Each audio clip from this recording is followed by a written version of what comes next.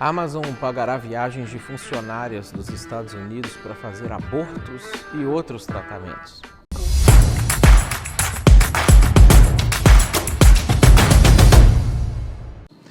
Essa notícia foi uma das notícias mais lidas e comentadas essa semana, principalmente porque lá nos Estados Unidos vazou um documento de que a Suprema Corte, o que seria o equivalente ao STF nosso aqui no Brasil,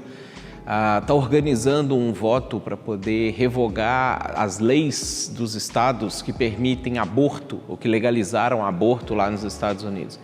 E aí uma empresa desse porte faz um anúncio desse durante a semana e isso acaba viralizando, isso acaba de alguma maneira chamando a atenção, principalmente quando a gente vai observar o viés que isso traz. Olha só que interessante, pensa comigo, de repente uma empresa anuncia que vai pagar $4.000 por ano para suas funcionárias que quiserem abortar e às vezes moram num estado que não permite o aborto, para que elas possam viajar, fazer o seu aborto e voltarem para casa. Isso é elogiado por um segmento da sociedade, por uma parte da sociedade que está ideologicamente cooptada por essa percepção, mas ao mesmo tempo, se você parar para pensar, vai de encontro a tudo aquilo que esse mesmo segmento, a vida inteira, desde que surgiu lá no século XIX, pregava, que era esse massacre dos patrões aos empregados, essa maneira como os patrões tratam os seus empregados. Porque se você parar para pensar, a Amazon, uma empresa, o patrão, vai pagar para mulheres que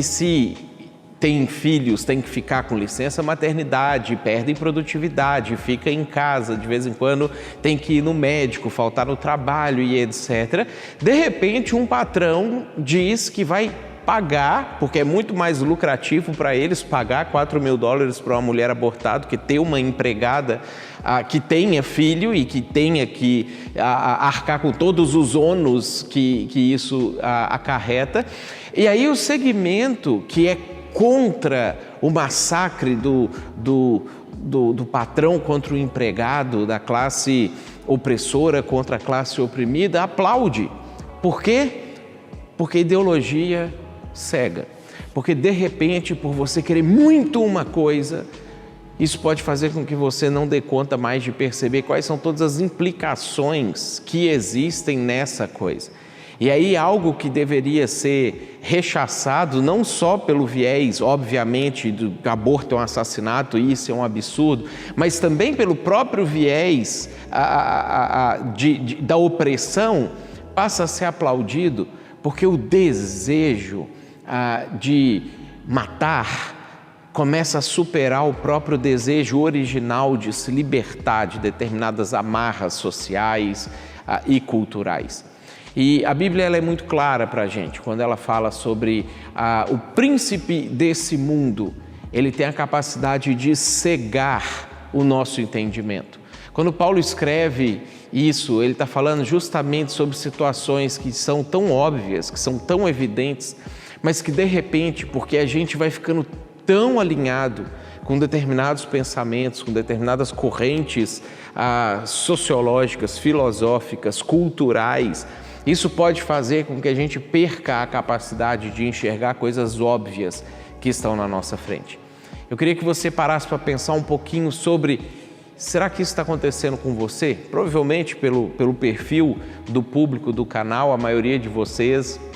é contra o aborto, acha que isso é um absurdo, está concordando que isso não deveria acontecer, mas que elemento ideológico, cultural, sociológico do nosso tempo, que às vezes você gosta, que você se filia a ele, pode também estar fazendo você ficar cego ou cega a coisas tão óbvias e evidentes que estão diante de você, a ponto de impedir você de enxergar a realidade.